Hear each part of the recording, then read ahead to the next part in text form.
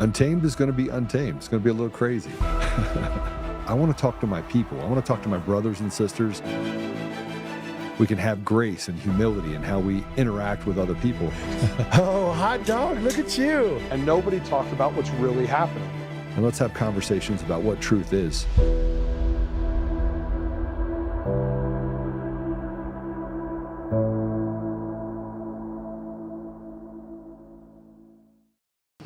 Pardon how I look, but I had just cleaned off my makeup and wound down for the night when I got a disturbing message on my campaign website. A woman in Alpharetta said they all just received notification that they will no longer be voting out the Alpharetta Public Library. They will be voting at the Turkish Islamic Center in Alpharetta. She said, "We do not want to go to an Islamic center to vote in an American election." I do not blame them.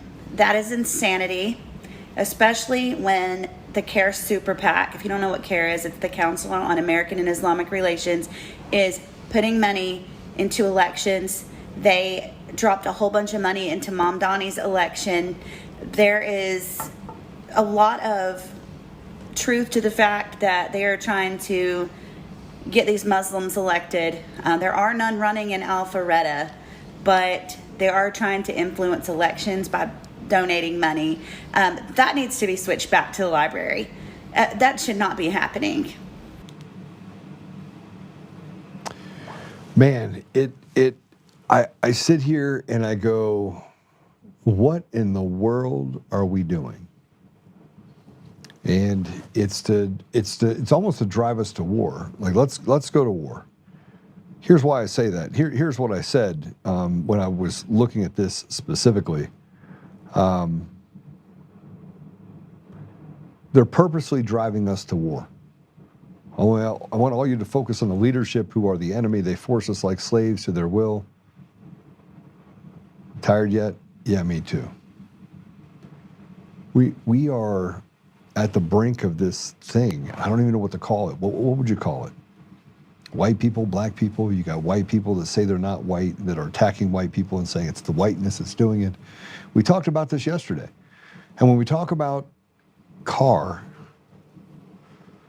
look, I was in the Middle East and Africa. I have lots of friends that are Muslim. You say, Joe, how do you have friends? How do you reconcile being friends with Muslims?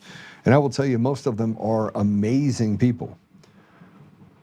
They don't believe any of the nonsense that's going on. They have no desire to get involved in jihad. They have no desire to get involved in, they just want to love on people.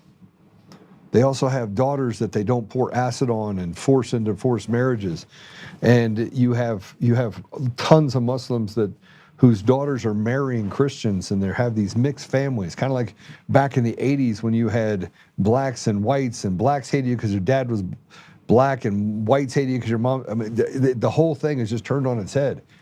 And you don't want to be the first one to the dance, but there's a lot of people to the dance. But that's not what this is about. This is about promoting and pushing extremism. You know, CAIR was first formed in 1994 in Washington, D.C. It's supposed to be for civil rights and advocacy. So we've been dealing with this for decades. This isn't a new phenomenon. But when you take stolen elections and you take the fact that the voice of the American people is never heard, then stuff is forced down our throat, then we find ourselves in a perpetual state of anger. And then with that, look at what else we get. We got our kids are confused, they're indoctrinated at a very high level. It's deliberately pushing us to the place of the brink of war. And we get told by these people that you're just not educated. But I am educated. I've read the Quran from cover to cover. I've read the Bible more times than I could tell you. I consider myself a pretty educated individual. I've read 2,500 or so books, maybe more. I know it's at least 2,500 because when I actually sat down and was like, okay, let's just look through the number of books that I have that I've gotten on Kindle and what I have on my Apple books. And just that is in over 1,000. And the books I read before that, and the books that I have that I currently have, and people often ask me questions and I'm like, oh yeah, this is why. And they're like, how did you know that? And I was like, I don't know, I read it like 10 years ago. But CAIR is different. They're supposed to promote justice, but they do the opposite. So it's like an organization inside the United States that tries to subvert everything about justice by promoting these dog whistles that are out there, like Islamophobia, which is how they came up with that term, and racism, and the whiteness. It all came from them.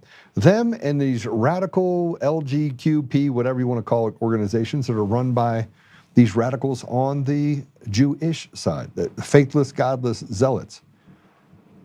Two different objectives from both sides. Now, I want to remind you that Bibi was breaking bread with Hamas. Hamas knew they couldn't trust him, so they recorded it, but millions and millions of dollars went to Hamas too, in order to do harm to people in there. He was paying them millions of dollars to do harm to the people in Israel. And nobody wants to talk about this. Nobody wants to talk about the truth, that the people that get caught in the middle of all of this always are the Christians. And if you go back 1,000 years, yeah, I'm sure you could start talking to me about the 600s and the 800s and the 1200s, 600s specifically, because we can talk about the Crusades. And yet there's a lot of things that were done in the name of Christianity to destroy people and to conquer them. But that's not what's happening today. Christians have taken a more passive approach because pastors are, frankly, semi-retarded. And what we're left with now is a adaptation of our society to something that doesn't even look like anything we'd ever notice or recognize. And you could talk about that from just the streets, the homelessness that's everywhere, the new drugs that are put on the street, the lawyers that basically silence people with defamation suit here and slander suit here, and people are allowed to get away with it for the most part. Because then when you go to court, the judge gets to pick and choose winners and losers in the ballroom fight. And they're like, oh, no, that wasn't, you have this anti-SLAPP, so, you can't, it's not really, you can make up whatever you want. And then you have someone like this crazy woman who went after President Trump and said he slept with her inside of a supermarket or whatever in a bathroom, which didn't happen. Can't even remember the year that it happened, and they slap him with a $75 million judgment. Boop. And then let her sue again because he defamed her again by saying it never happened. And he's like, oh, boop, we'll do it again. It's not even real. Like we're not even in a real world right now.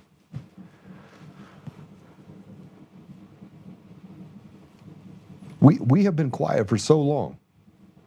And when I look at what I've done in the Colorado, I look at what I've done related to election fraud, I know that there are people all over the country that are pissed off at the fact that you got this loudmouth in Colorado that can't stop talking about election fraud. And we sue him, we sue everyone around him, we try to silence him, we go to the tech companies, we tell them to silence him. We literally do everything we can to shut this guy up, and he won't shut up. They came to my house and tried to kill me. We poisoned him. How in the world did he know what kind of poison it was? How did he go? I mean, look, by the grace of God, I'm still here. But the more and more I look at it, the more and more improbable it is that I'm still here. And I keep talking and getting more and more popular as a podcast, which I didn't think was possible until I moved up another 2 points.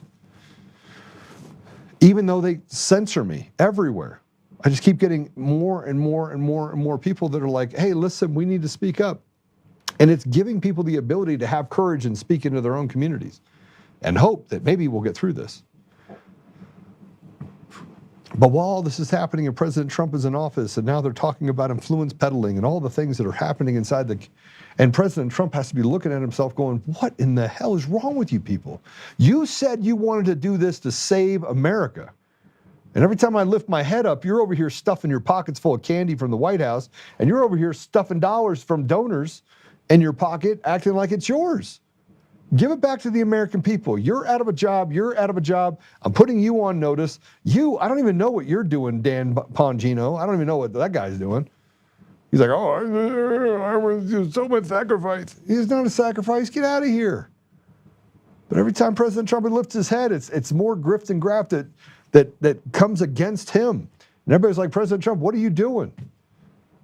And then we go into Iran and we do all this stuff, and then, it feels like another proxy war, because it is. First of all, you have Ukraine. We still haven't solved that problem, but it's off the news. I mean, you see anything about Ukraine at all? At the same time, you got these organizations like CAIR, And you got Mamdani that's out there charging, another 6% tax on the wealthy, and saying, we're just going to steal every dollar we can. And basically, it's a slave trade. You're a sharecropper. When the government can come in and just say, I'm going to just charge you more, they'll just take more from you. And you're already paying 56 cents on the dollar, and you don't even look at the fact that it should be consumption-based, then all you're running is a communist society. And pretty soon, the people in this country, man, they're going to get tired of it. Like Colorado is ground zero for it, just so you know. They have stolen literally, this is the most tyrannical state in the entire country. Right here, Colorado. It's disgusting. You have the haves and the have-nots, and frankly, they are taking people's land, they are taking people's businesses, they are shutting people down. The call that I had this morning was about somebody trying to start up a charter school, and they have this group that at the state of Colorado that can decide. They're like, oh, I don't like your charter, get out of here, and you're not allowed to appeal it. So if a parent comes in and says, I want to try to start a charter school, they're like, yeah, no, get out. We have enough. Even though the need can't be met. And this one woman that I was on this phone with this morning had tried to start 17 charter schools. And this is the same woman that is the originating founder of the STEM school, which is one of the most successful technology schools in the state of Colorado. But because she was a religious person, the state deemed her a risk and said she could not have start a charter school because she was a religious individual. Let me tell you what's happening in Hamtramck, Michigan. This is unbelievable. Go and play it.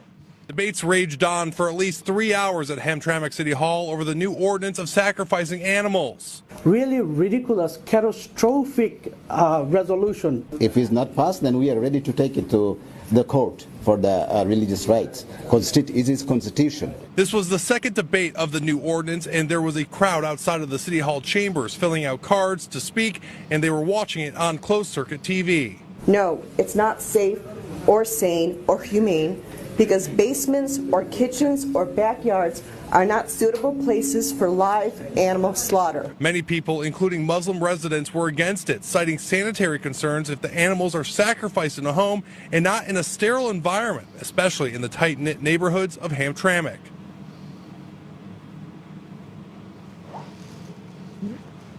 Okay. Yeah, so it passed in 2023, 4-2. It permits residents to kill animals, have sheep in the backyard, and kill animals. If you wanted to do this, you could have done this over in Ooga Boogistan, right? You don't have to come here. And look, just because I have friends in the Middle East doesn't mean that I understand a bit about some of the ways that they actually name the cities. It's like, where are you from? From Ooga Booga Booga Booga. I'm like, oh, with 3 boogas or 2 boogas? I just want to know how many boogas we got to have. All right. I'm having a little bit of fun. And people are going to get mad at me for having fun. They're going to say, you're not allowed to laugh, just smiling, no having fun, Joe. All right, we have a guest. Casey Putsch is one of my favorite people. He's running for governor of Ohio, and he's been taking some shots. He's been taking some shots from people, and I stopped responding to it because I'm like, when I do, I'm like, listen, how are you gonna tell me what Casey said that's wrong? And they can't tell me what's wrong. He's like, well, he's not allowed to have an opinion. Okay, got it. Democrat. So we're going to talk to him about how it's going and what he's doing, and the fact that you have this other guy in the race that is a raging disaster. And I don't even know where to start. We'll just start with Casey. Casey, welcome to the show, brother. Howdy, man. Good to be here. Can you hear me okay? I can hear you okay. Good. How are you doing? Good. I'm good. Actually, I think I'm in a better mood than last time I was on. Yeah, things just felt dark and bleak and difficult, and we were in it, but I just wasn't as positive as I am right now. We have more traction. It's genuinely building every day. I'm at a point where I kind of like this boxing match.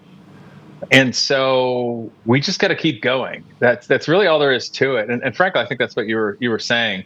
I was just feeling darker the other time, being, the reality of it all. But yeah, the campaign feels better. I tried to give you some positiveness to it. I didn't want to have any of that. I'm like, that's it. We're going to war, Yeah. And it feels like we're going to war sometimes. I mean, even now, it feels like you're still going to war. It feels like we're still going through this thing where I don't even know what you call it. We're in a fifth generational informational war. We're all being psyoped. It's all a bullshit lie. And the boomers being addicted to Fox News is the biggest thing. And I'm not saying this is hyperbole. I feel bad for that generation. They've been literally psyoped and conditioned the entirety of their lives, and now they're stuck believing that Fox News is actual real news and getting propaganda for it. And it's a big problem for, frankly, American and conservatives right now. So what's the biggest question that you get faced? So when people come out and talk to you, what is their concern? With regard to what, the state or against my opponent or what I'm doing? The state. Your opponent's a douche nozzle, frankly. Yeah, it's terrible. And he doesn't really have a platform other than talking about himself and saying that he's going to change the world and that he's going to do all this stuff that he doesn't even have the capabilities of doing. Because, frankly, I don't think he has the capabilities of doing it. Paper tiger, that's what I call him. Well, they're not even letting him talk anymore at all. Like $10 million ad campaign, they already started with the ads. That's bad. I mean, the fact of the matter is they're having to hire other people to speak on his behalf because every time Vivek opens his mouth, the people hate him more. And I would say the only real challenge that I have is simply exposure. Vivek has been out for a couple of years running in general, so there's a lot more name recognition. Let's be honest. So playing catch up, that is very challenging. That being said, all the people that are on the internet and getting it, and that isn't just X or even YouTube. That now is Facebook. The tide has shifted in my favor, of course, but will that be enough? Yeah, I don't know. You guys have a primary system. You have a caucus system there in Ohio, correct? Mm-hmm. Yeah, the primary voting is before May 5th. Okay. So you have the primary vote before May 5th. Have you done any sort of polls or anything else related to that or no? There has been some pollings I've seen in the past. The betting markets right now, frankly, are full because it's very clear to me. At a certain point, I started seeing when it's obvious to me they started putting money into it to make me go away because that was kind of a public looming thing. The polling that I've been told that's going on the inside has me within like 10 points of Vivek in the primary. And that's only getting better. So I don't really know beyond that because, to be perfectly honest, it costs a fair amount of money to poll. And I would rather just put all that money towards doing good, connecting with people, pushing the values that actually matter to Americans, rather than wasting money on a poll just to see where we are in the race. I'll tell you where we are. We're behind at all times, forever. Even if you're winning, you're behind. Keep moving forward. Keep doing better. It's like my dad, who is a golf instructor, always used to tell me as a kid, don't add up the score before you're done. Just play every shot and hole as well as you possibly can. Focus only on that hole and moment. And when you're done, do you add up the score? Okay, so I'm gonna play this video because this will be a fun one. It's kind of my favorite video. When I saw it, I was gonna send you a text message, and then I was like, no, I'm just gonna. Is it this video? Yeah, and it's you considered ending your campaign after this was leaked. I mean, Oh, it's true. Yeah, it's terrible. You were very serious. I don't even know how you survived this. Words can barely begin. It's really bad. I mean, I'm just preparing everyone ahead of time that what you're about to watch is parental guidance is suggested. I have not admitted this with my family since 1987. It's been a family secret. for 40 years. 40 years. All right, play it. It's 3 minutes, 48 minutes. We'll be right back. Don't laugh. This is deadly serious. so No sorry. laughing. No, it's bad. It's bad. This week, there's something about my family's origin that's going to come out nationally, and it will probably end my campaign. Last week, there was a big controversy because this Thursday, we're having an event at the Patron Saints Brewing and Beer Hall in Toledo, Ohio. Now, the origin of my last name is German, Bavarian, Swiss. There's about 350 people in the world to this day with that last name. And in the German and English dictionary, it means a violent attempt to overthrow the government. A big one in 1839 happening in Zurich, but the most famous of which happened in 1923 in Munich at a beer hall by Adolf Hitler overthrowing, or trying to, the Weimar Republic. And our family's secret that no one has heard since probably about 1987. The reality that we've kept secret is that we are massive fans and admirers of Rick Astley.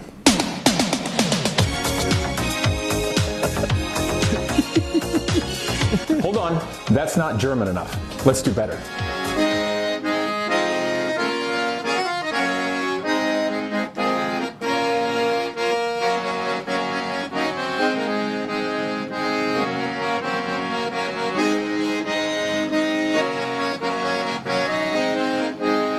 If that makes you mad and you think it's absurd, it's because it is absurd. And we all should be mad. Because the people that are trying to make me out to be some kind of historical monster, you are low IQ idiots. And the world is tired of this stupid psyop that the entirety of the West and anybody relating anything to Germany, let alone the poor Germans, have had to suffer for 80 years. And I'm sick of it. Because these are the people who invented the automobile, the first functioning jet engine, and got America to the moon. And they're great people. And the thing about this is, these dumb old hat psyops that have no bearing on modern times right now whatsoever cover up actual atrocities going on in the world, like wars for manipulative little nations committing actual genocides and using religion as a shield to do it, and then propagandize Christians. I'm sick of that crap, and I am only here to save Ohio and America. So here's what I'm going to do. For everybody else that's sick of this crap, this Thursday we are in fact having our event at the Patron Saints Brewing Company and Beer Hall. There's going to be live music, and we're going to have a great time. And just to show how over these stupid psyops I am, I'm going to drive my Porsche. How about that? And anybody else driving a cool German car, I will personally buy you a beer. Just because I want to have some fun. And yes, we're going to talk about all the policies and good things we can do to actually save Ohio from the revolting, sold-out GOP for Vivek, a globalist Trojan horse that's here to shove data centers straight up our ass, make us pay for it, and replace us with Indian H-1B foreign workers that companies can hire cheap to replace all of us. When Vivek said that Ohio has a population of 11 million, but he wants it to be 15 million by the time he's done, guess what? He's not helping anybody have any babies. Those are going to be Indians. So drive your German car on Thursday to the Patron Saints Brewery and Beer Hall, and I will personally buy you a beer. Do you think Ben Shapiro's eyebrows will get even bigger if he hears about this? Oh, and I'm not ashamed. I really love Rick Astley. We're no strangers to love. You know the rules, and so do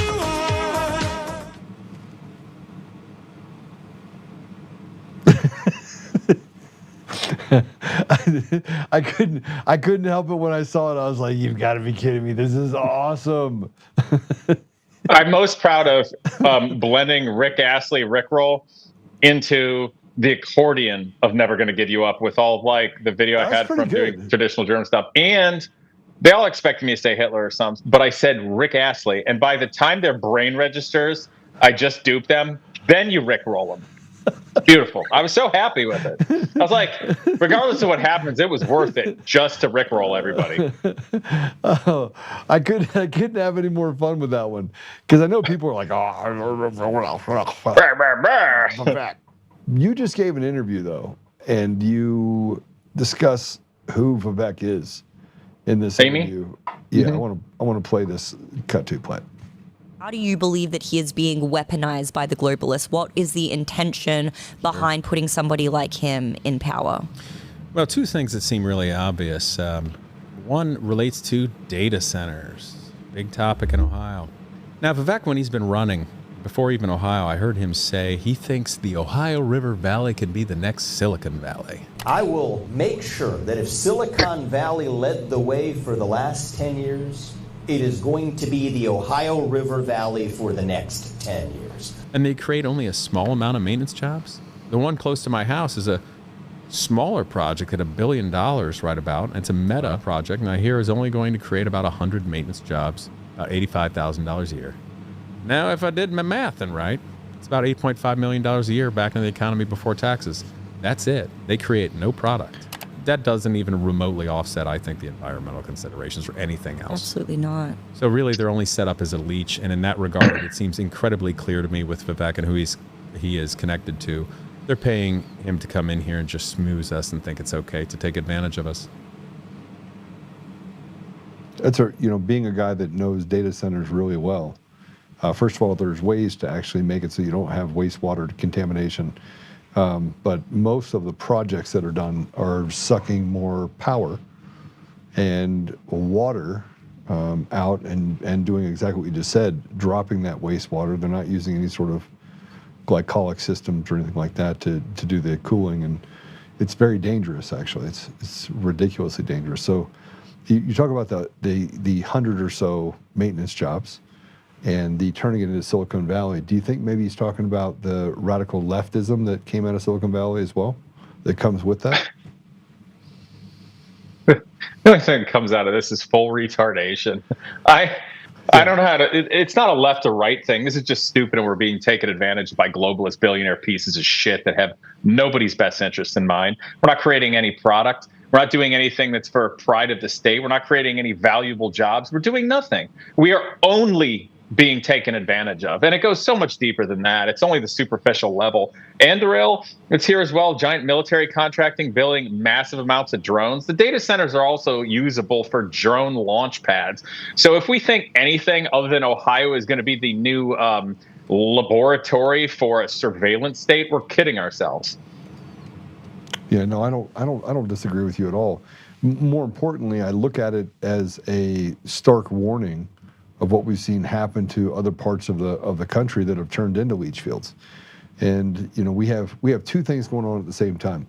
One, we have stolen elections. We have a lack of integrity in who gets put into positions of power and authority because they're propped up by these mega systems, which doesn't allow the people to ever have any voice, because you're literally just favoring the haves, and you're crapping all over the have-nots. You're crapping all over the people, right? Which really don't have the same consideration.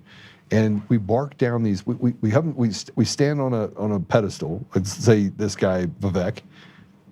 And he talks about, oh, I'm not ashamed. I'll do this, and we're going to bring data centers and make it Silicon Valley.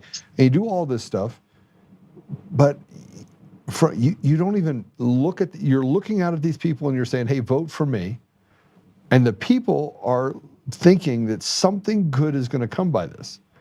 That, oh, there's prosperity in Silicon Valley. No, there isn't. Have you been to Silicon Valley? Yeah, I've been out that way. Ooh. There's no prosperity. You got a massive number of homeless people living in RVs because they can't afford a home. It's the most unhomed place in the entire country. You got Punjab Bob that's pooping out in the field. I got a great new nickname for my opponent. Punjab Bob? No, the dung beetle. The dung beetle. Look, I'm going to get so much crap for having this because it's like, oh, Joe, you're attacking Vivek. Tell me what Vivek has done. Tell me. He's attacking all of us just by being here and existing. Screw him. No, genuinely. Like, there's no two ways about that. The deeper I get, the more I learn, the more that I see, the more it looks like everything's just going to come to a certain point sooner than later. Okay. Question for you. Yes. Pro-life? Yes.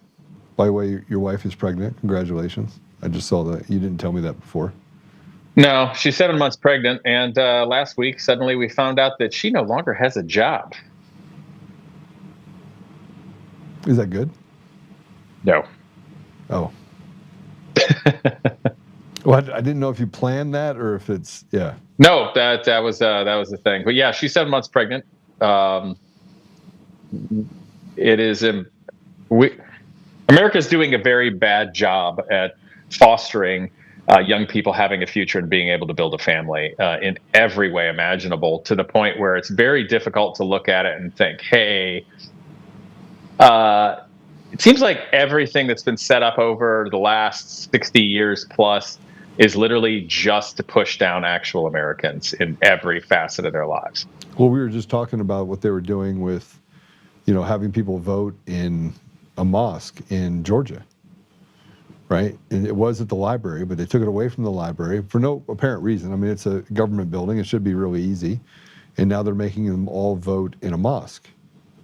And it feels like people are being pushed to war. Now, I don't care if you're Muslim or you're a banana head with webbed feet, could care less. But the Zionists want us to go to war with the Muslims, and they're happy to facilitate more Muslims being here. That's the whole point. But I guess my point is, what is the point? I mean, if you're the really point is, I've seen this play out before. If you want to destroy Europe and the West, meaning America and Europe, what you need to do is you need to push a bunch of things in there to push them down and displace the population. But then ask yourself where it's coming from, and then ask yourself who's trying to antagonize people to hate each other in that way, and you'll probably figure out who's behind it. Yeah, it's the problem the problem is always the solution. The solution is always the problem. And as I look at what Vivek is doing, and I look at the similarities between that and other states, and it's this cell of prosperity. It feels Obama-esque. Oh, he's exactly Timu Obama. In fact, he says the exact same rhetoric. Obama. No, he is.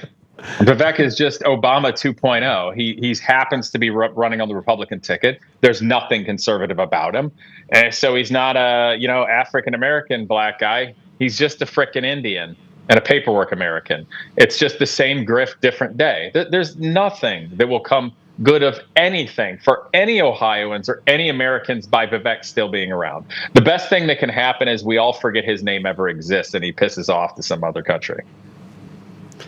So that you don't have an opinion on this matter, I can see at all. It's like, that was my nice one. That was your nice opinion.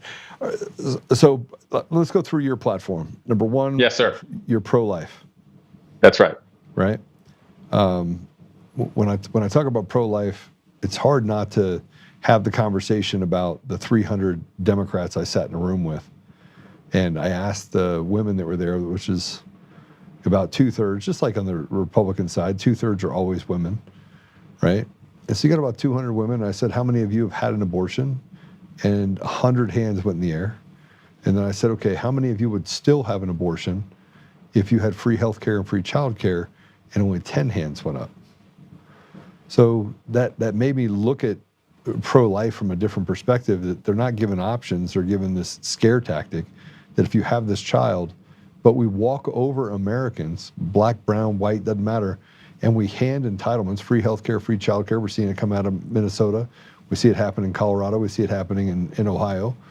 We walk over Americans and we hand it to people who are foreigners, illegals. They get free health care, free child care, can have their babies. But ours are told, you have to abort your babies, and here's the Planned Parenthood. Am I wrong? No, you're not wrong. And that's what I said earlier about Americans are being destroyed in every facet of their life. So if you destroy it, you give all the money that could have gone for things like health care and child care, and you put that toward illegal aliens and other absurd things like that as a giant grift. Then guess what? People are going to have more abortions. And that's just another thing that's going to keep actual Americans, regardless of your color, down forever. And then it's like, oh, let's pump crap like OnlyFans and make every 20-something-year-old girl an e-whore to make a small amount of money.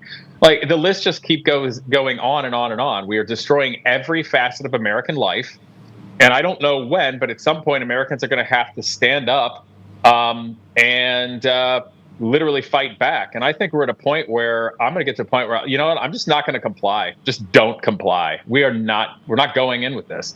And the fact of the matter is, the only reason government has any power over any people is because we allow them to. And it's time people remember that. Well, what's the alternative, Casey? I mean, what? And people say that to me all the time. Joe, great, you're a fighter. We just need another 10 million of you. I said, no. We just need you. You don't have to fight. You just don't have to go along with stuff. If everybody does it at the same time and then protects the people that the government tries to go after, what are they going to do? Well, that gets me to, again, I look at it from the perspective of what people can do if people feel hopeless.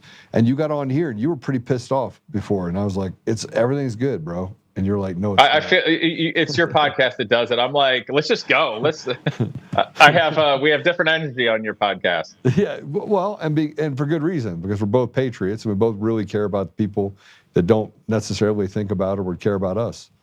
I would say pro-life. How do we bring jobs back to Ohio? Let's give the case for Ohio. Well, Ohio's got the places. We got Toledo, Dayton, Cleveland, et cetera. But there's roadblocks in the way. Our leadership doesn't understand worthwhile incentive structure that isn't just giving the baby out with the bathwater. Unions do create an issue with people wanting to come here and invest, and right to repair is a big thing there. So the fact of the matter is, it's literally as simple as this. As a state, you have to assess where the investments in actual factories that create a worthwhile, tangible product and worthwhile jobs. What states are they going to? Why do they go there instead of here? Okay, guess what? Those are the things you have to change and make it competitive. Period. It's literally as simple as that.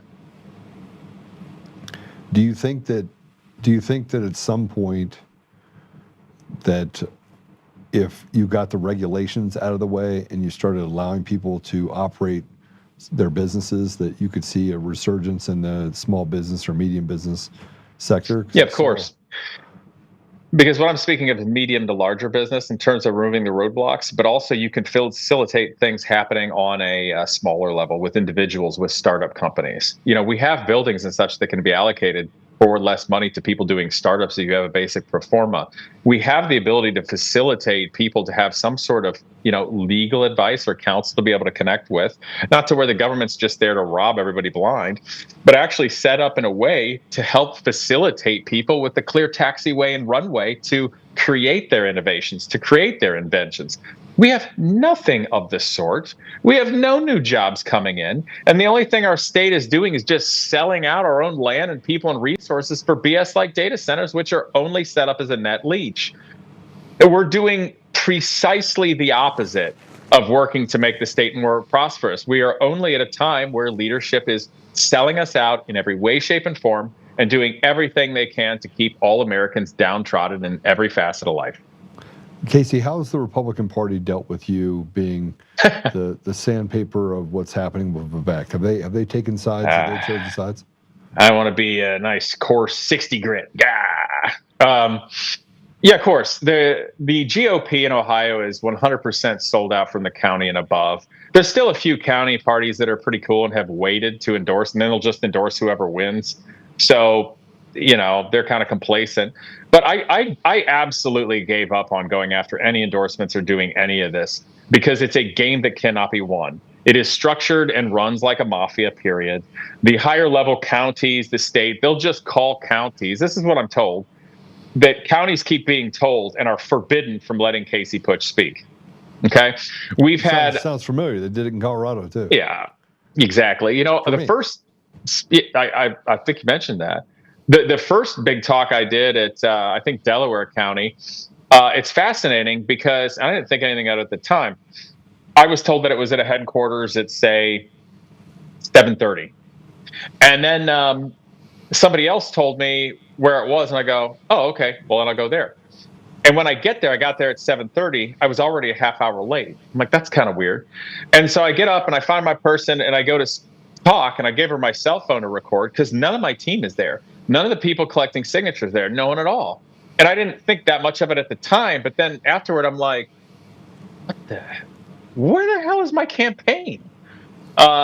And then I find out later they all showed up at the other location, which was over a half-hour drive away from the real location, a half-hour late also, which means if we all showed up where we were told by the county to go, we would be over a half-hour away and already over a half-hour late. That even if we found out when we got there the real location, we would end up being over an hour late and missing the opportunity to speak. Do you really think that was done on accident? And the list goes on. No, but this is what you're describing is the games that are played by people who pick a jersey, pick a candidate, their person, their little buddy, and not what's best for the people. They don't let the people decide. They create this noise, and frankly, the American people are so tired of it. They're tired of it. I mean, what you just described is. Well, and that list goes on. It's long and distinguished, which reminds me of that classic line from Top Gun. The list is long and distinguished. Never mind. The thing of it is, it's wrong across the board. And from the people that are making bad money off of it, I can almost respect that. Like, you are a crappy human being and basically a criminal, but at least you're gaining. The thing that I like just can't even fathom. I actually think you are less than a criminal if you're just doing it out of disgusting groupthink and you want to be part of a little club. Because if you're one of those disgusting sellouts that don't want an actual American that cares about you, that you can relate to, that's even having the opportunity to speak, and you're not even on the take, my God. What kind of low life are you that you have to suck up to people who already hate you just to feel like you belong to something? My God, seek help. Yeah, this is where it just gets. But it is beatable. It is beatable. And the thing of it is, the nature of social media helps a lot. But that being said, I'm being throttled on social media. So, Elon is obviously connected with Vivek, and I'm told there's a whole lot of H-1B Indian workers at X, and I'm getting throttled. And there are Indian-based attack gangs that get people canceled off of X. They're not supposed to do that. They're not supposed to do that for political campaigns. It's illegal.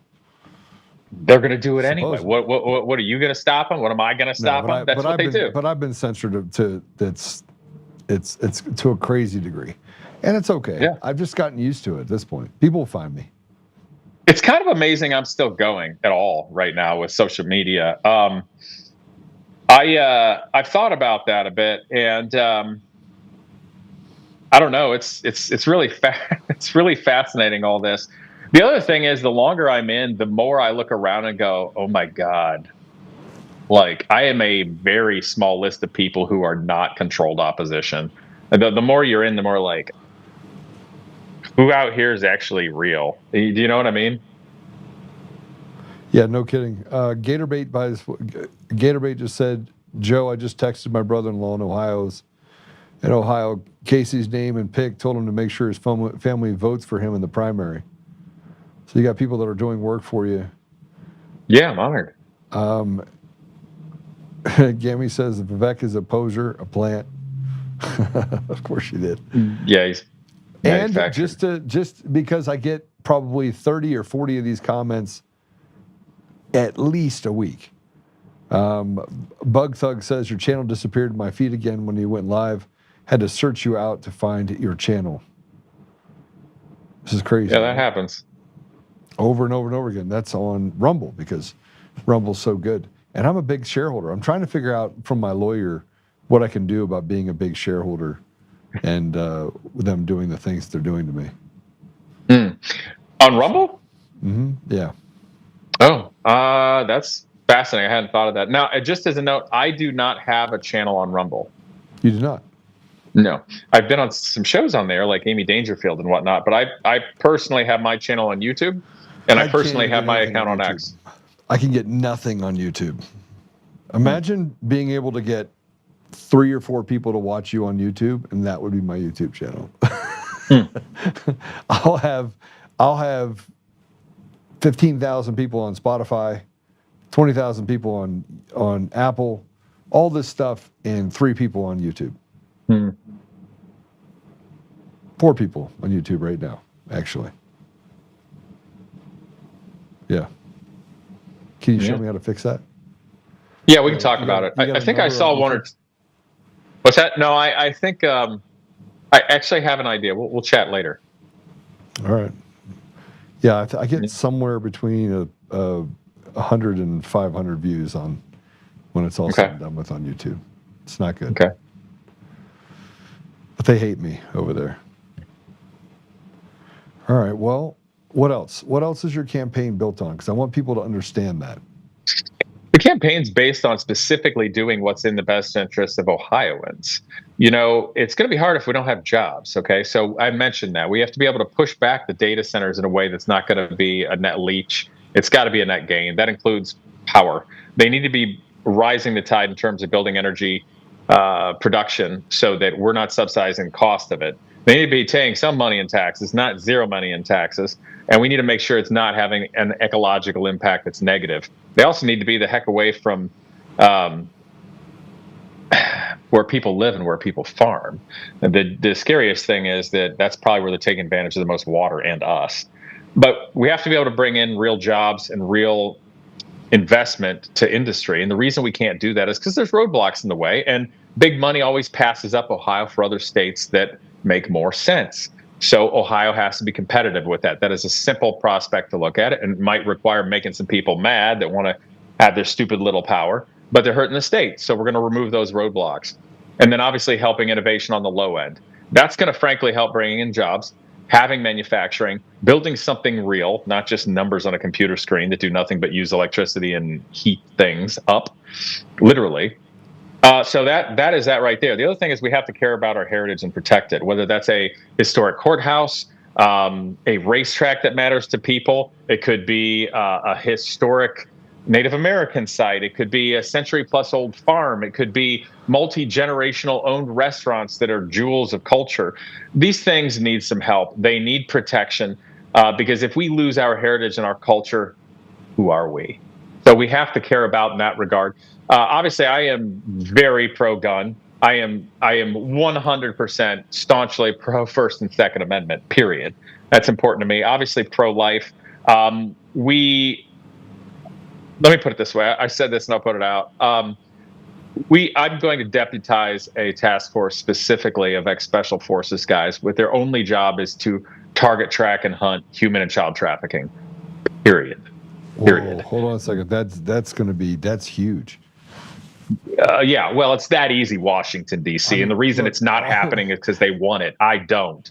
A lot of your leaders will disappear very quickly. Good. I laugh. It's not funny. Like I'm dead serious. No, Ohio will become that there's a lot of really bad people. Yeah, well, Ohio will become the most dangerous place on planet Earth for them. Death penalty for human trafficking, death penalty especially for child trafficking, child rapists. I don't care if you're an illegal immigrant or a billionaire with tunnels in your land. We are going to wipe you off the face of the earth in Ohio. So, you know, Casey, you say that. I've said things like, you know, I want people to get hung for treason. The American people are starting to wake up to this idea because they'll use this and say that you're pushing or promoting violent rhetoric. And they forget about the victims. They forget that this is not a victimless crime. The children have to live the rest of their lives knowing the harm that's been put upon them. So what would you say to people that say that this is pretty violent? I don't have time for you to be a mealy-mouthed pussy. We're going to end these people so we can have a society. And you can thank me later. Okay, so let's hypothetically say they come in. Do they have the same trial through the same judiciary? Because your judiciary in Ohio, yeah, and we're not going to have these radicalized judges that let everybody out. We're going to expedite this. It's going to be fair, but it's going to be expedited, and we're going to make it happen.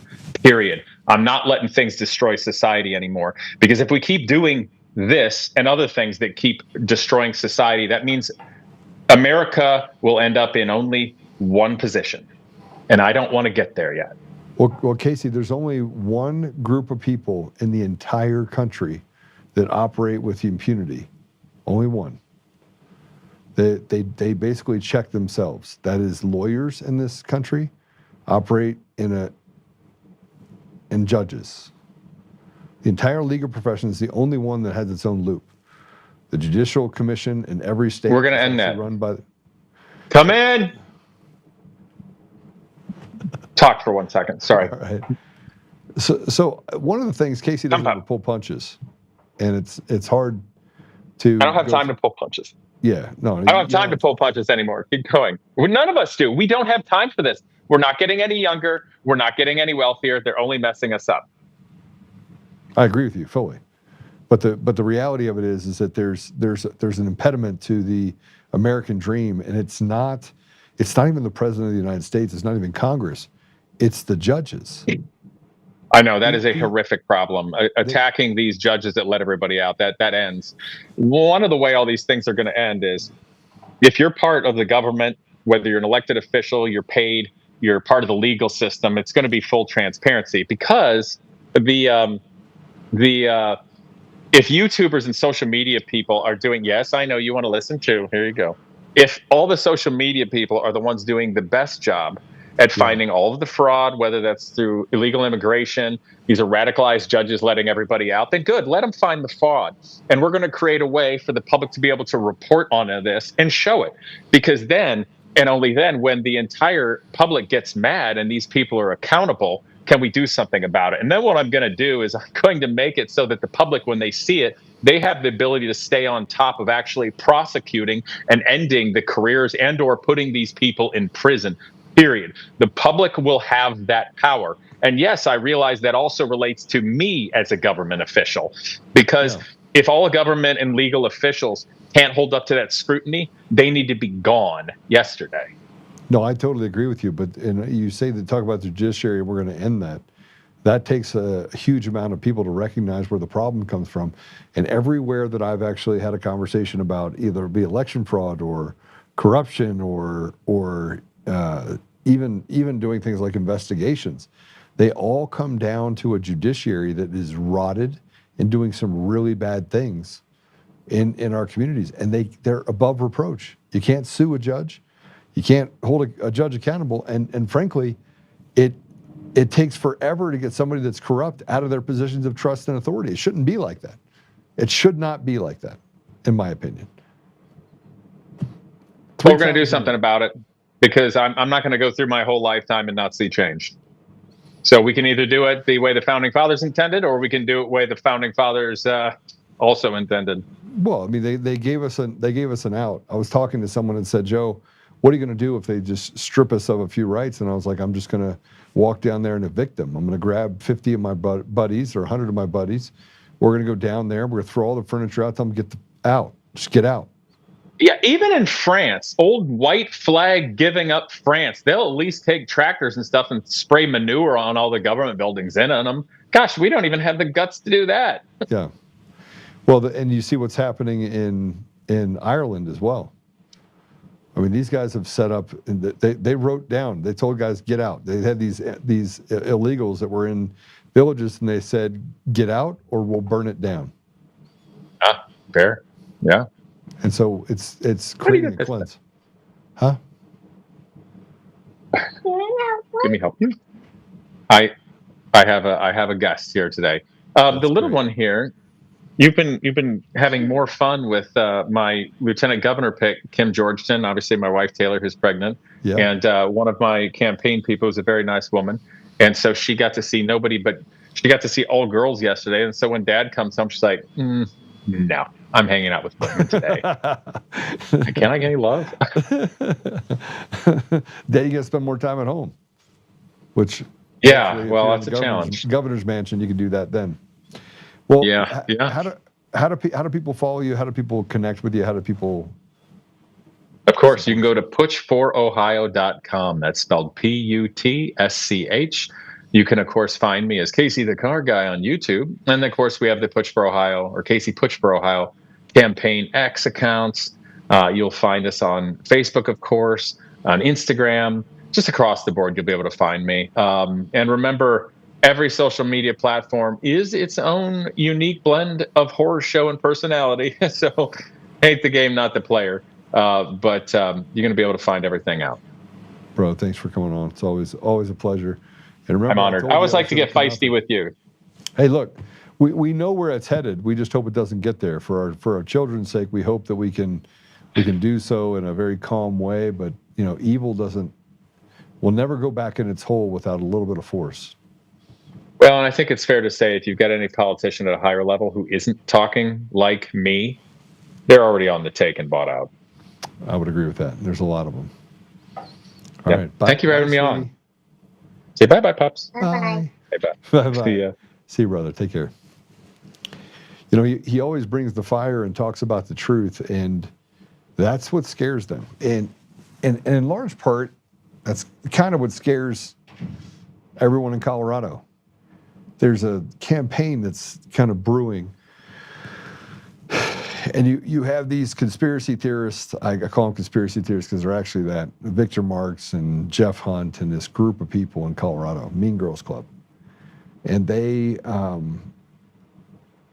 said that I planned this all along. I planned to get out of the governor's race and to run for GOP chair. And we're going to talk a little bit about that later.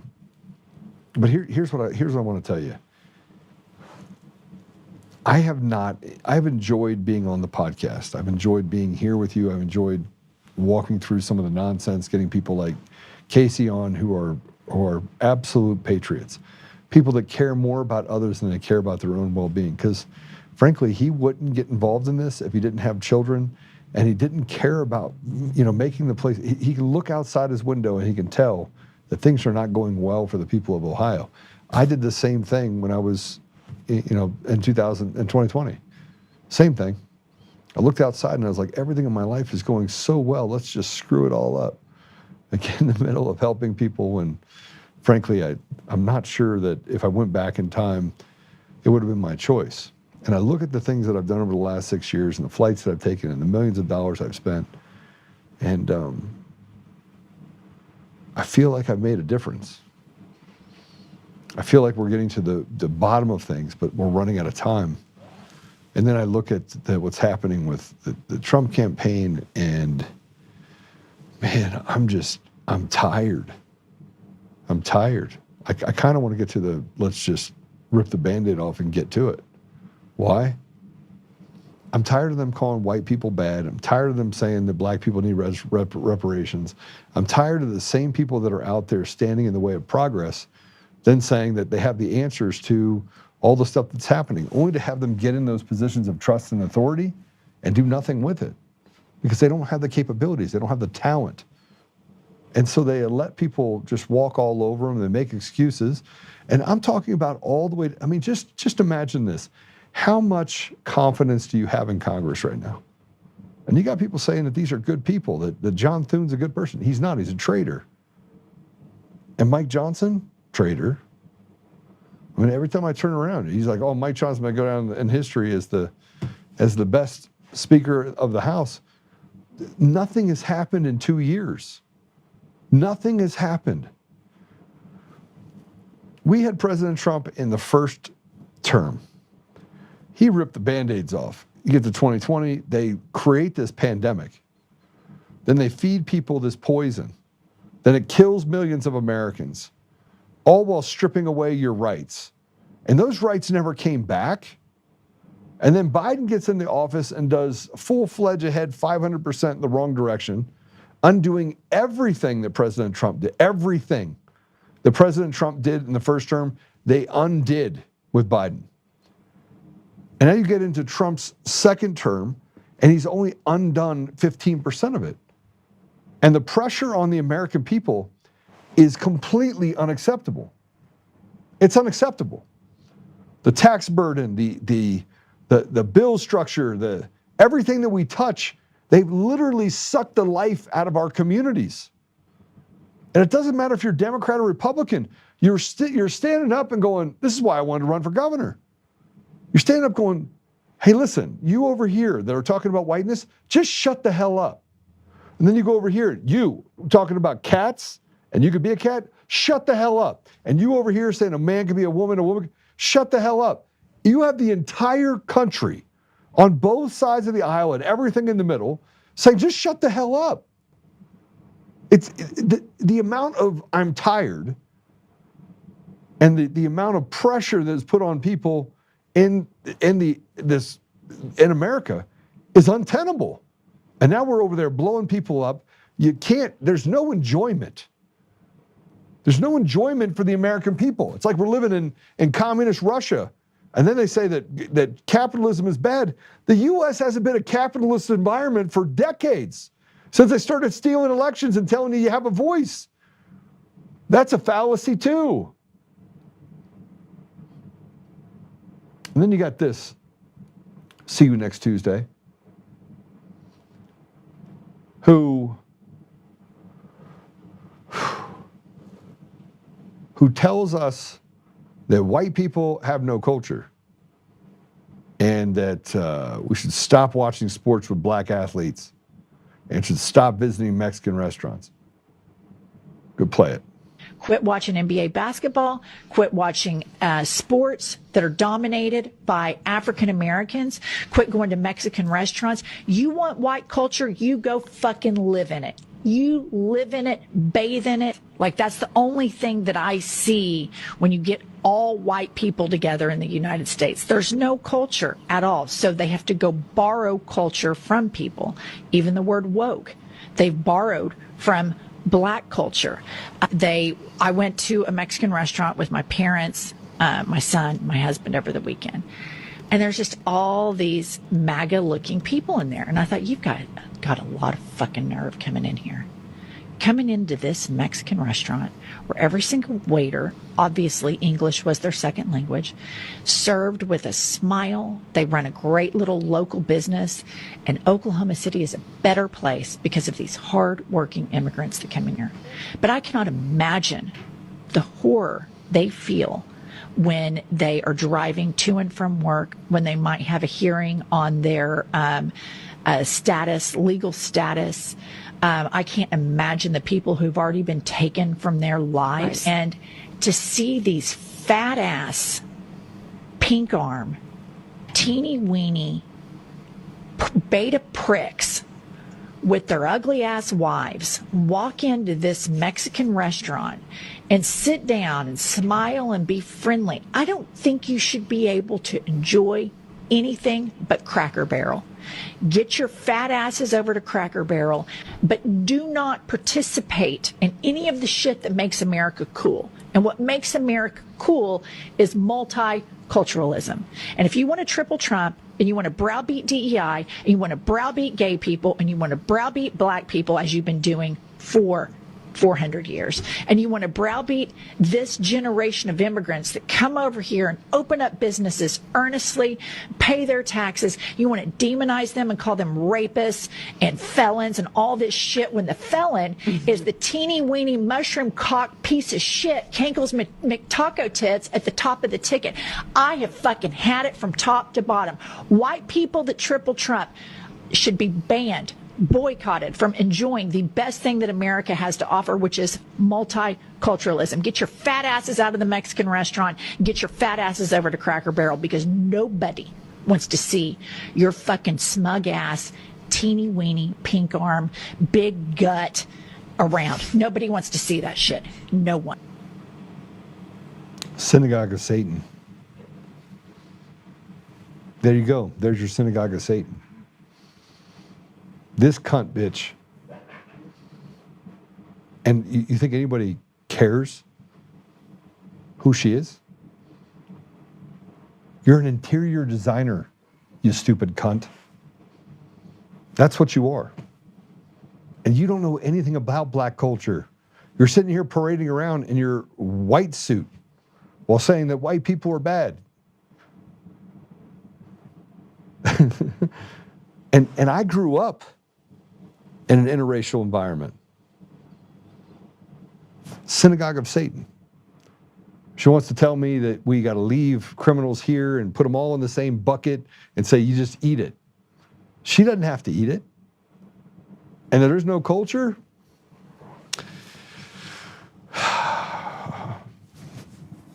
Golf, bitch. Golf. Yeah, I'll start there. I'd golf every day. I would golf every day. And basketball? Man, I can play basketball better than most. I can still do 100 push-ups like I'm standing still every morning. But you want to come over here with your ugly wives. My wife's beautiful. I don't know who you're talking to. And you look like a snaggletooth little pig, kind of like Griswold. And someone would say, Joe, I can't believe you're going at her. She just came after me. She came after the culture. And she's not coming after, by the way, white people. Just say it out loud. You're coming after Christians. You're coming after Christians because you don't think you're white.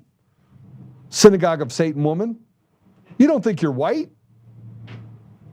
You put yourself in a whole different deal and said, white people, you shouldn't be able to go watch basketball. She never played a sport in her life. She's just a smug little pig. Basketball is invented by a white man. It just doesn't even make sense. See, my generation, we thought we got rid of racism. We did. There's no place I won't go. I mean, we didn't even, race wasn't even a thing. It wasn't even a thing. Somebody called you a racist, man, we were going to blows. We were fighting. And frankly, I love to fight.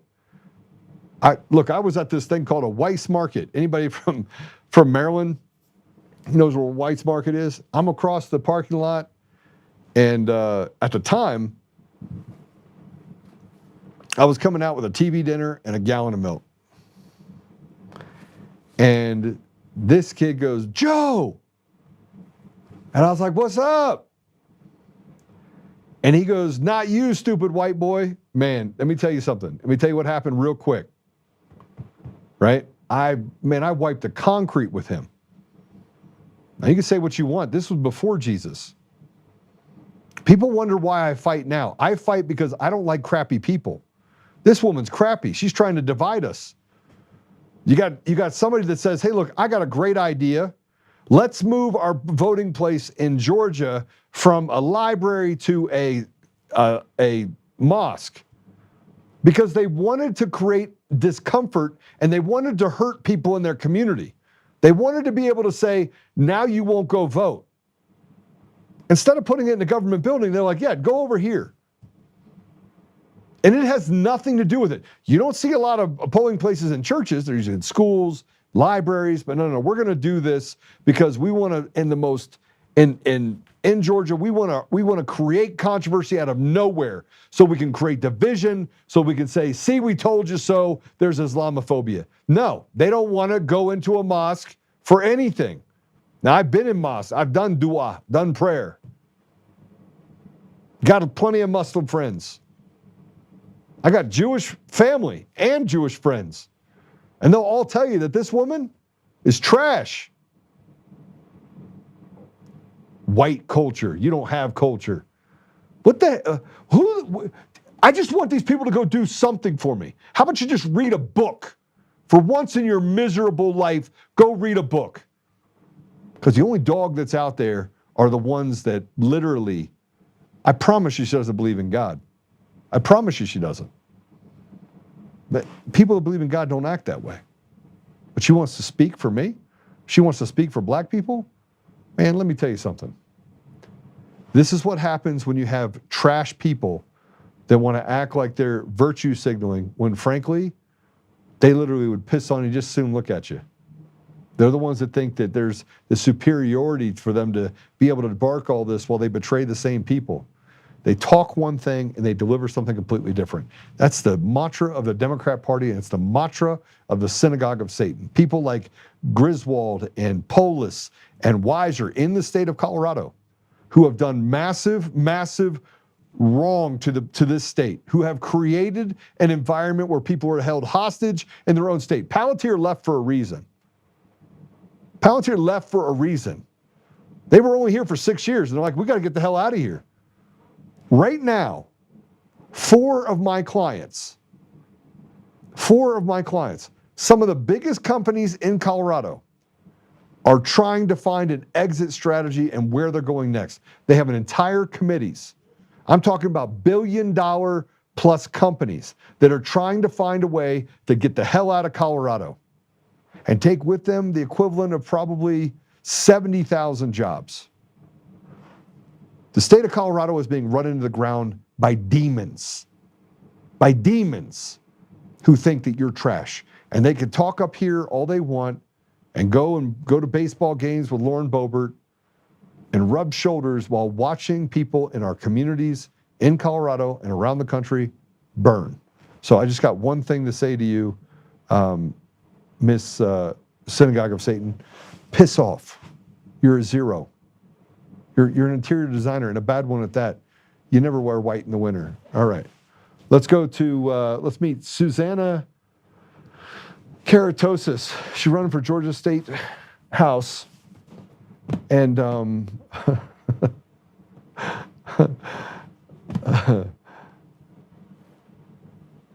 this is, by the way, American. You want to see what's happening?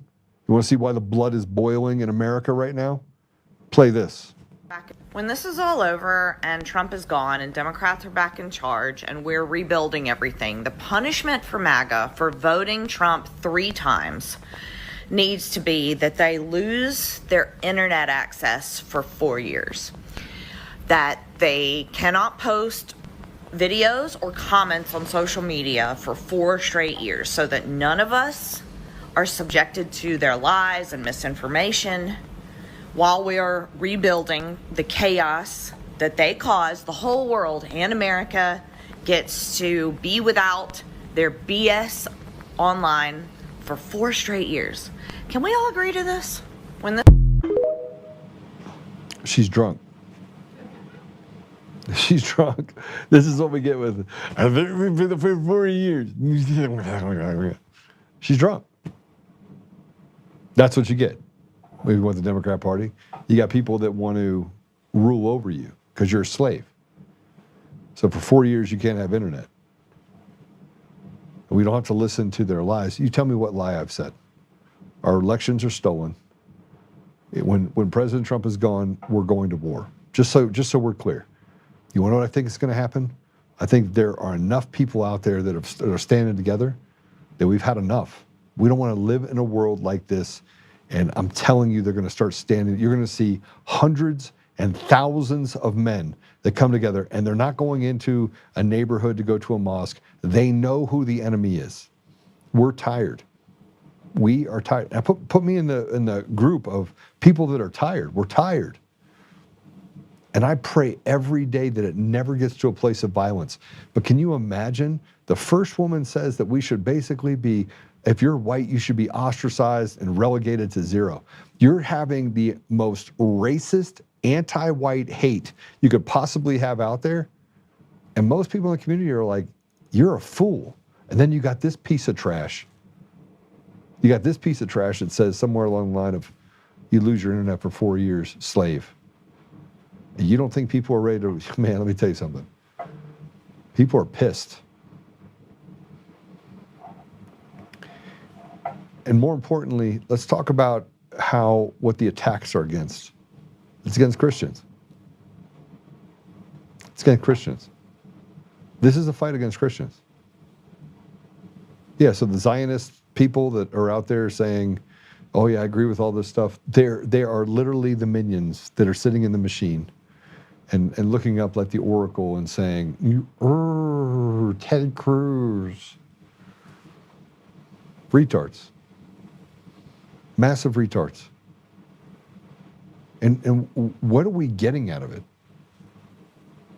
Our entire community is literally run into the ground. Entire community.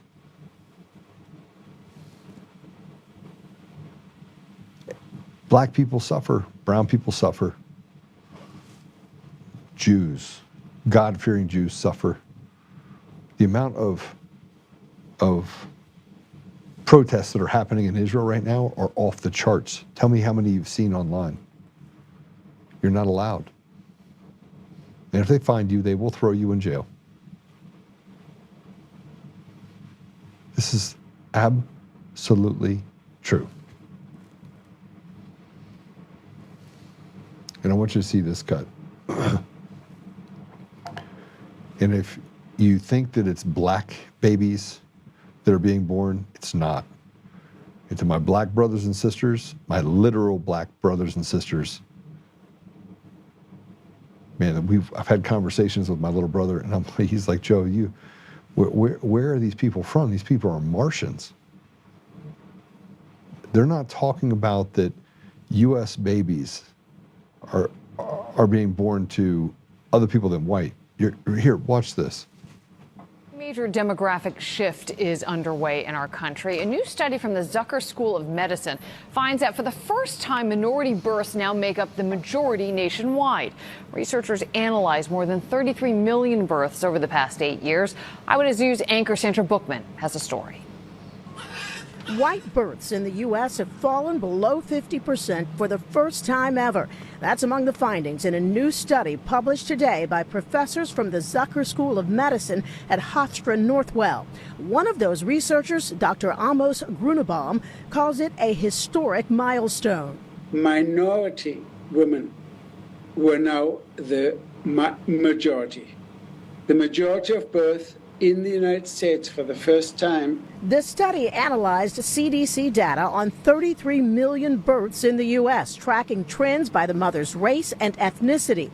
It revealed white births at 49.6%, while other groups taken together, including Hispanic, Black, and Asian, made up 50.4% of all births. The analysis also offered an explanation for the shifting demographics. Among Hispanic women, they have children usually at an earlier age, and they have more children than white women have. White women usually delay childbirth. It's a known fact, and they have less children. Coupled with well-documented disparities when it comes to maternal health for minority women and children, Dr. Grunebaum says these findings aren't just statistics. He says current efforts to restrict immigration and cut Medicaid hurt the very women keeping American births alive and growing the country. If you really want to increase birth, if you want to have more babies, as this government has repeatedly said they want to, then we need to address these issues. Sandra Bookman, Channel 7, Eyewitness News. Okay, so here's what I need to tell you that I thought was interesting. This was based out of the Zucker School of Medicine. You ready for this? That is actually not true. But they've changed the rules and moved the goalposts because they've removed white Jews from white. Just thought I'd let you know that. True story. So if you're white, there's a new color out there. It's called Jew color. It's not real. The funny part about this deal is that my family, the Jewish part of my family, thinks this is absurd.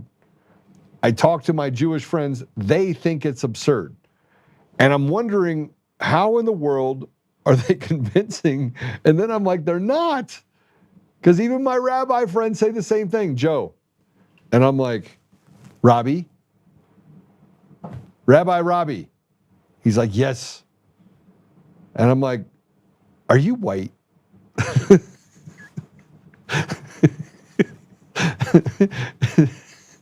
He goes, Joe, don't ask me such a question. And I was like, Robbie, I need to know if you're white, bro. You got to tell me if you're white. And he's a liberal. He's a liberal. He's liberal, and he's my friend, and I love him. And he'll tell you? What do you think he'll tell you? He says, yep, I'm white. And I was like, Robbie, are you a man? And he's like, yes, I'm a man. And we have these weird conversations with me and him because we've built all of these walls. Not allowed to be funny anymore. Not allowed to poke fun at people as anti-Semitic. I get attacked by all of these people in Colorado that are just soft. They're soft, they're weak, they're pathetic. And they attack me with dog whistles, same dog whistles, right? Joe called, hey, I want to hang people. Yeah, I want to hang. I want people to get tried for treason when they're found guilty of treason. I want them to be hung. Absolutely, 100%. That's the penalty. You don't like it, change the rules. I guess they could get a firing squad too, so you can cave them in if you want. But I think we should make it, that stuff. Whew. But the reality of it is that we have to call it what it is. This is not a white problem. This is not a black problem. This is not a Asian problem. I don't know how Asians made it out of the story. How did they write themselves out of it? How in the world did Asians escape all this? Man, I'm telling you, I need to call my friend. I'm going to call Chin, who's my friend's wife. She's Chinese, but I mean, obviously, she's Americanized. I ask her questions all the time about people in China. She goes, they love President Trump. And I'm like, everyone loves President Trump. The people love President Trump. You know who doesn't like President Trump?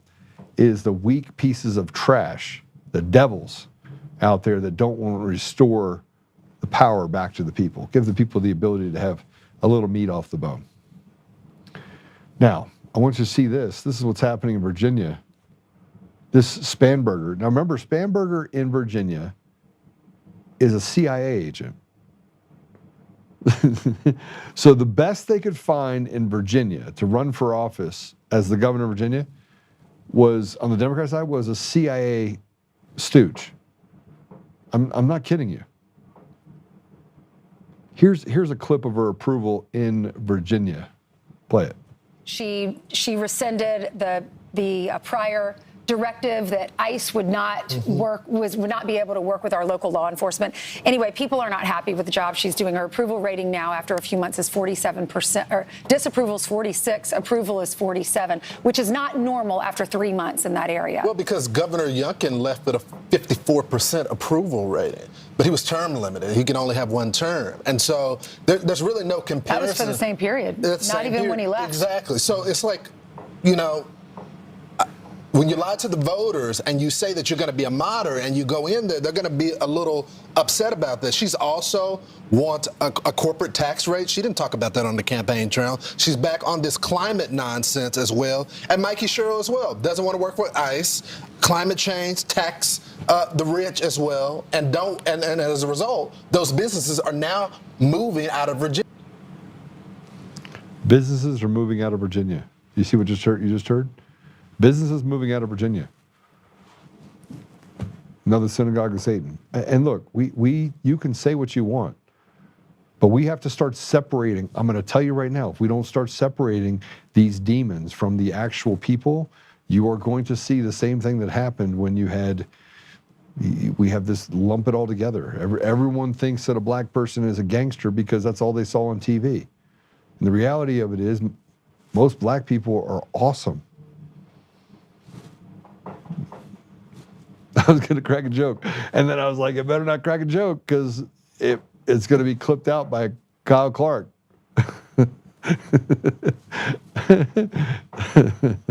Oh, it does make me laugh at the fact that people don't have understanding of culture. 6.5 years spent in the Middle East and Africa. I learned the language, loved the food. People were amazing. I have the best conversations with some of the Uber drivers that are from the Middle East region. And because I've been there, I can describe things and talk to them about things, which, when my wife is in the car, she's like, wow, I didn't know that. I didn't know about that. I didn't know about that. And we're having conversations about a place that, frankly, only a person that had been there would know about. But it's, yeah. So now I want to play this. You know what Trump derangement syndrome is? It's this idea that they can't stop talking about Trump. And I saw the first case of Joe Oltmann derangement syndrome at the Mike Lindell trial. And actually, Coomer's attorneys, who have done a horrible job, by the way. I mean, they had to move their Satanist henchman for Dominion voting system to move him out of the country. He just moved out of the country. And one of the scariest things about Coomer is that when I was at his deposition and he's sitting there lying like a rug, which we've called him dead to rights. I mean, he's He's in big trouble. If there is a free world out there, he is in really big trouble. But he said, as he was walking into the room, he said these words. He's like, "Oh, it'll be a good chapter in the book." And I'm thinking to myself, this guy thinks that the evil is going to win. And I'm thinking to myself, not in my lifetime. It's not. Absolutely not. But there's this guy, Jeff Hunt, in Colorado. And Jeff Hunt I don't even know what he is. He's a radio personality. I don't know. I thought he was decent at first, but he's been doing this thing where he attacks me and he stands up for Victor Marx. And I haven't been in the governor's race, and so I had to explain things to him through him trying to slander me yet again. And it's slandering me because, that I haven't reached in to touch the apparatus of Colorado. But I stepped out of the governor's race to run for state chair because I can fix it. And so I want to play this. This is Jeff Hunt taking a shot at me for doing what I know I can do, which is fix the party. And let's go ahead and play it. How do Republicans get past this infighting? Can you work with Joe Oltmann? Talk to me about that dynamic between you and what could be the chair of the Colorado Republican Party. Yeah, well, I would encourage Joe to stop drinking the haterade. I mean, this infighting is actually done by a small group. I call them the kindergarten cabal, which he is part of. And I'll tell you, Joe, man, he got upset because I simply called him out and said, "Joe, you're lacking integrity. You're saying you're running for governor. You're doing all this smoke and mirrors, but you have no intention of going all the way through the process.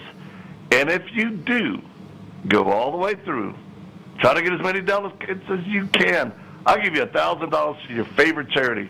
Did he take me up on it? Heck no. He actually did a bunch of, he's good at profane word salad and cut downs. That really exposed his character. But what he actually did was stepped out of the race the next day because he was cornered. It was him and Scott Bottom working together. I didn't attack either one. I just simply told people what the truth was and go, look at what's happening. They're uniting, and sure enough, the moment he took a knee, he comes out and says, "I support Scott Bottoms." People are like, yeah, like we didn't see that coming. But him running for that position, not a chance. I've talked to too many state chairs, folks all over, and they're like, the last thing we need is someone like Joe Oltmann who has a horrible history. I have a horrible history. So let me just approach this. So I had to put this up here. This is my response to Jeff. And we're going to clip this and put it out there for everybody to hear. But let's go ahead and put it up real quick. I said, "Stop, Jeff. You're being dishonest again. You want to carry water for Victor? Go ahead. But stop lying. I'm out of the race, and Victor and you cannot get my name out of your mouth. It's like Trump derangement syndrome, only it's Oltmann derangement syndrome. Let's look at timing since it's hard for you. I announced Victor lied and then called the counties and orgs to threaten he would not show up if they let me participate. He then lied and said I attacked his family. He then lied and said then Britta resigned. I got a call from Peg Cage telling me that party needs to be fixed and everyone agrees you can do it. I pray about it. I come to the conclusion that without a party, you have no support structure for candidates, and I can in fact fix it and do so very quickly. I meet with all three of the other major candidates at my office a week before I dropped out, that being Barb Kirkmeyer, Jason Mikesell, and Scott Bottoms. We met for about an hour and a half. At the end, I made up my mind that between the three of them, we had a good group of people, my preference being Scott for the nod. I then met with Scott, talked to Barb, met with donors, and made the decision to withdraw and lead the state party to greatness. But you could have gotten that from me in a call. Even Kyle Clark is at least courageous enough to ask the question. I know I scare you. Competence typically does that to those that seek relevance. Hope this clears it up for you. So let me address this, because I am the #1 punching bag for people in the state of Colorado who are weak and pathetic. People that don't have any courage and don't have any sort of conviction and or integrity. I never attacked Victor Marks. I didn't attack Jeff Hunt.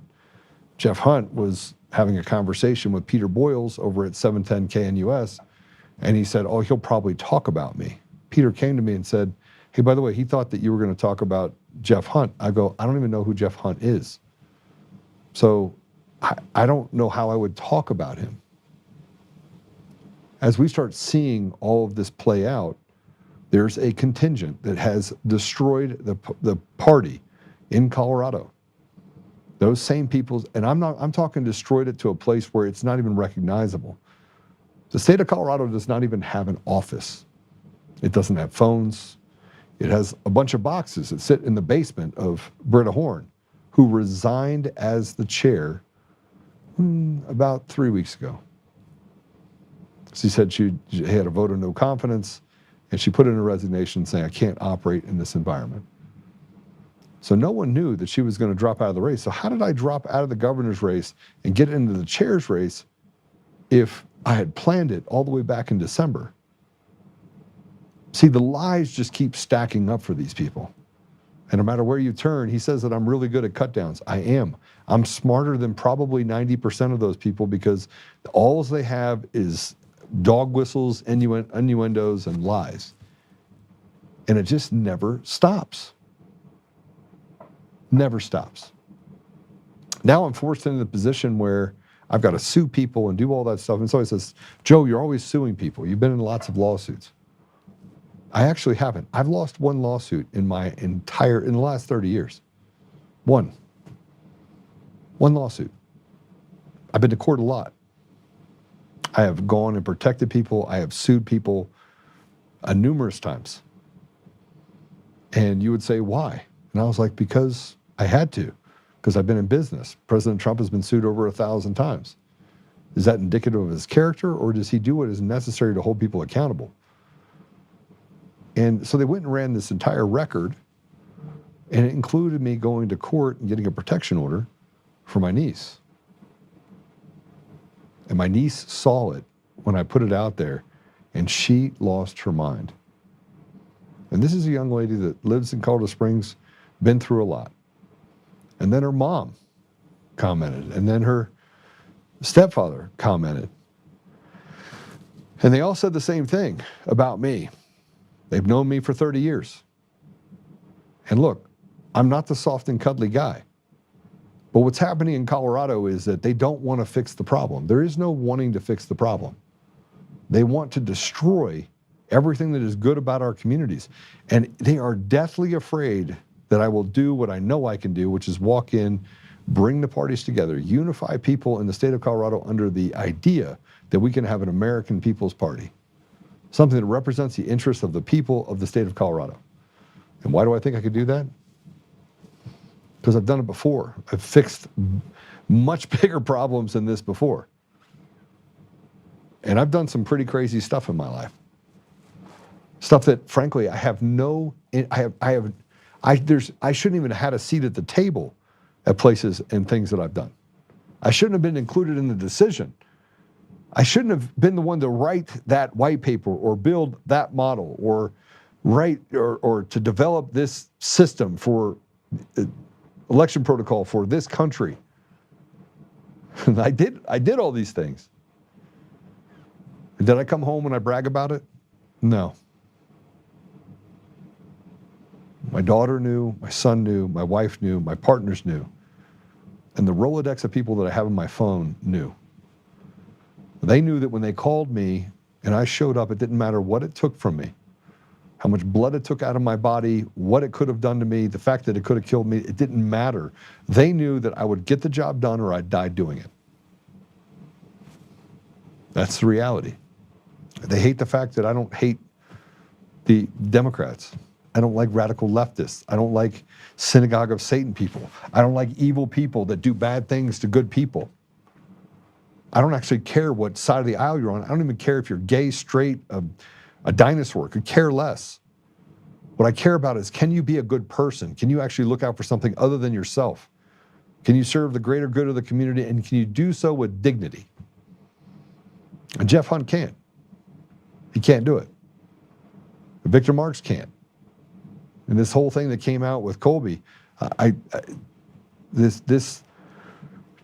break up another man's marriage, and to do so while trying to destroy someone's business, and then the whole Holly thing and everything else.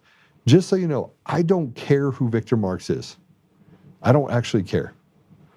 I've seen enough people that are Jimmy Swaggarts in my time, and I've seen enough pastors that went over to Africa and the Middle East that slept with young girls and did a bunch of bad things while saying they were there to help. I've seen it all.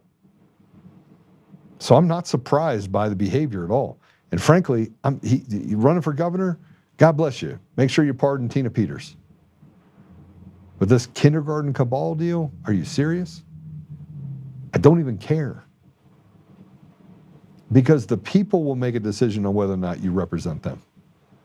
But there is an entire campaign out right now that's like, oh, Joe's got these donors. There's another thing, this guy running for office, running for the same office, writes, he said, I got a plan. Puts out the thing, my plan is bylaws, not my laws. And goes through an entire deal of slandering me while touting things that have no plan. No, his plan was, I'm going to take $10 a month from Republicans. They'll give to me. Nobody has an interest in the Republican Party because it's dead. And without a plan, without a full plan to reinstitute, bring young people in and really, really fire towards the center of results for the people of Colorado, nobody's going to pay attention to a thing any of you have to say. And I just sat with a friend of mine in the other room, and I was like, bro, we were talking about this 9 months, 12 months ago. Is there an appetite by anyone to give to the Republican Party? He said no. And he sits in all those circles, lives in a big home, very successful. His wife is hugely successful. They're just really successful family, generationally successful. There's no appetite. And I was like, okay, but there's an appetite for me to come in and fix it, except for by this group of people that's run by people like Jeff Hunt. And what's sad is that he will destroy the community around him while telling everyone he's here to help. That's Jeff Hunt. And what's sad about that is that it doesn't have to be that way. We can come in, fix the Republican Party. I don't care who takes credit for it. And we get to frankly, you only got 10 months. So a 10-month plan, because you got to reelect someone in February again. You got to go through the same process. Everyone gets left out, except for the people that are so selfishly engaged in destruction that they actually serve the Democrat Party. Victor Marks was right about one thing. The party is broken, and it was infiltrated by the Democrats. 100% that's true. The blueprint that they had way back when had to result in a chaotic and destroyed Republican Party, and they have not disappointed in any of that. Closest it came, I think, in my opinion, is Dave Williams, who came in, was able to raise money and do some good things. Christy Burton Brown, actually, I just found out that she raised more money than everyone. She raised $5.5 million. Probably a better GOP chair than I thought she was, because at least donors were paying attention to her, but the people hated her. And she let it eat her up. She didn't know how to speak to people that didn't like her. I didn't like her. But then again, maybe I was wrong. Maybe in the heat of 2020, 2021, and the Christy Burton Brown era, maybe I was wrong about her. Because at least she could come to the table and get people of influence to put money into the party so they could go forward. And more than I can say for Britta Horn or these other people that have destroyed the county chairs and the GOP inside those counties for a long time. All right. I'm reading some stuff about some other stuff that we have going on. Susan Rice says it's Oltmann derangement syndrome, ODS. It's true, Oltmann derangement syndrome.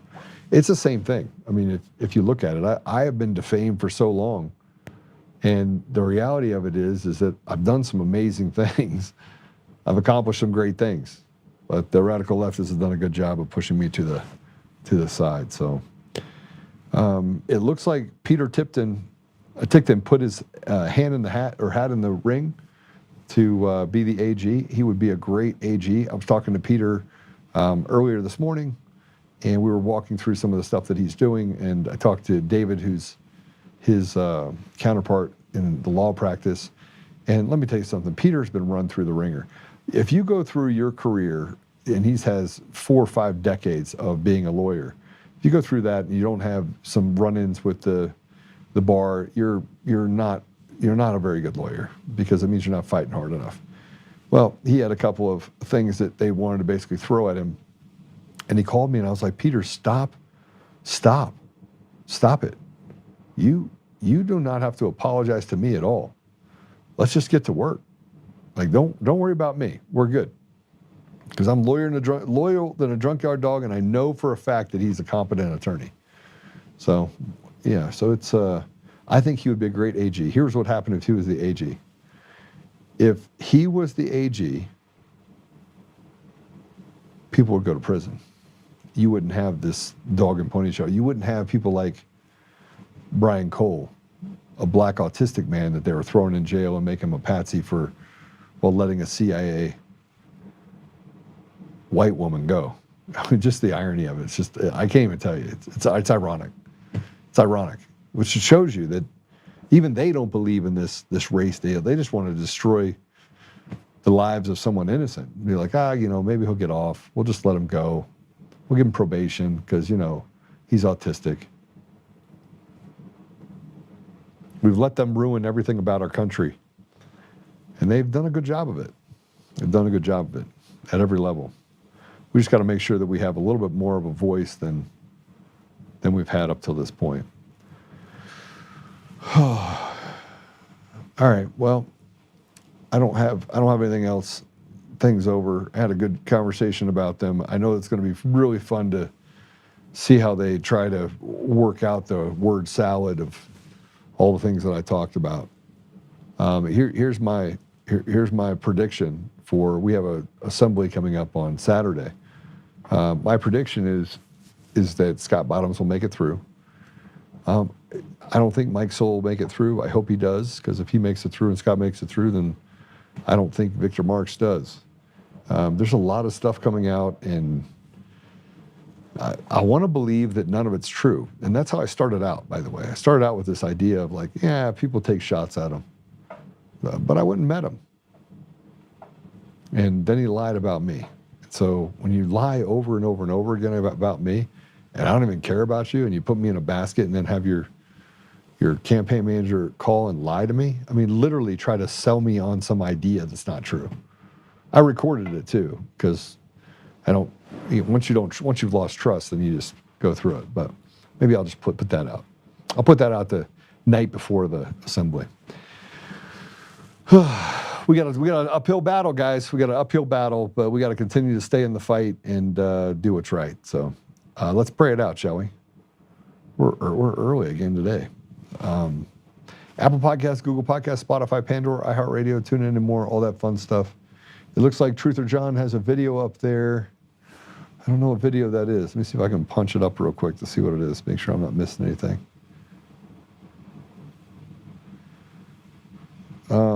The Prather point, he's talking about don't nuke. Pray Trump doesn't nuke Iran. Oh, interesting. I'll go back and watch that. Thanks, Truther. I appreciate that. I'll go back and watch him watch this video. I remember this guy from somewhere. Who is this guy? Is that Jeff Prather? Huh, I think it is. All right, let's pray it out. Remember, you're the ambassadors of truth. You get to go ahead and share it. It was a pretty good show. Susan, God bless you as well. Let's pray. Let's pray it out and see. They never stick around. Like, all the bad people never stick around long enough to actually get to the prayer part. But make sure you give me a thumbs up on Rumble on your way out. Don't stop. Just hit the little button to rumble up. Leave me a comment. Do all that stuff. Hit the share button on all the other platforms. But Father God, thank you for the time that we were able to have here today. And I ask you, Father, to give me the ability to have grace for people that I really just, frankly, I'm weary of. Father, I just ask you to give us the ability to have peace in all of this kind of chaos that we're dealing with, and to have discernment. And more importantly, to be able to stay on this path where we can get in the gap and do what's necessary to preserve our country. I know many of us are trying to figure out, what is it, what position, what are we supposed to do? Like, what's our part to play? And so, Father, I just ask you to make it clear to everyone that's listening that has a desire to serve, that they can be given the gifts that they need in order to participate in the restoration, restoring you to our community and our country. I know we talk about the synagogue of Satan, Father, and we talk about these bad people. My fear is that we are not creating a chasm wide enough or deep enough that it keeps everyone from being lumped in with these just really evil people. So I fear, Father, that'll lead to stuff that we don't want it to lead to. So I ask you to help in this area and help us to be able to define evil leaders like we have in Colorado, like they have in Virginia, like the woman that was just on here that basically said that white people are evil. We do pray at some point, Father, we'll get to a place where we can have peace and we can judge people by their character, not by the color of their skin. We've created such massive divides. And I don't know what the answer is other than truth. Just speaking truth and letting people grab onto what they know they can see, not the innuendos and propaganda that are put in front of them. Help us, Father, that we can see through it, and we may not be discouraged or use it as the bias towards other people that we may meet that we know nothing about. And sooner or later, we get to this place where maybe we can rewrite, ignore what's happening to leadership and remove them and replace it with something that is representative of the goodness of our communities, which is a massive part of our communities. I ask you, Father, to give us this peace and give us this strength that we can continue to fight for good. I say these things in the name of Jesus Christ. Amen. All right. I will see you guys later. Don't forget to tell you about the Davos of Space Gangster. Oh, yeah. There's a Davos get-together in Colorado Springs. It's really weird. Gammy was calling me on it. She didn't send me all the information on it yet, but we'll talk about it on here. Maybe I'll have her on so she can talk your ear off for about an hour. Anyway, Gammy is a fighter. So I say that and I laugh. She's been fighting. She sends stuff to the school board. She sends stuff to the legislatures. She is relentless. She also carries a gun, and she's well trained in it. SpaceSymposium.org in Colorado Springs. Yeah, we should probably go and infiltrate that. Maybe we'll get some what are they called? James O'Keefe stuff. Put it on and go in there and see what we can come up with. All right. I guess I'll see you guys later. She has daddy issues growing up. I agree, Joe. I don't know what that one is. 2. Let me see if I can go. I saw a comment up here. Let's see if I can figure out what it's 2. Jennifer Welsh, she had daddy issues. Yeah, she did have daddy issues. I agree with you fully. And she's a total lunatic. And people listen to her. They, bad people, stupid people, people that are dumb, listen to dumb people who create hateful environments like she did. The Jennifer Welsh, a completely horrible human being.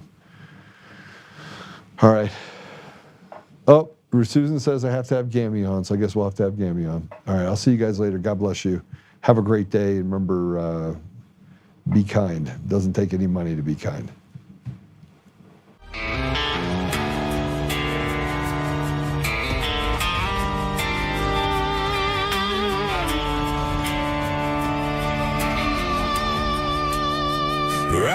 up untamed. In the heart of the fire where the wild ones roam, Joe Oltmann's calling, bringing truth back home. From conservative daily to this untamed fire, we shatter the silence, lifting spirits higher. No chains can hold us, no lies can prevail. Authentic and fearless on this rugged trail. Patriots gather under stars and stripes. Untamed nation, igniting the night. Untamed nation, let the truth roll out in this land of the free. Standing proud from sea to shining sea, we won't back down. Catch the fire, wear the crown. Untamed nation, it's our battle song, motivating hearts where the brave belong. Yeah, untamed and wild, forever strong. Play it again all night long.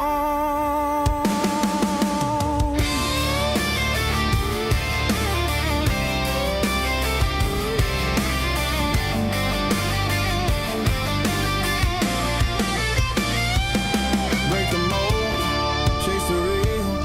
No more games, time to heal. Joe's voice leads the untamed crew. Truth matters through and through.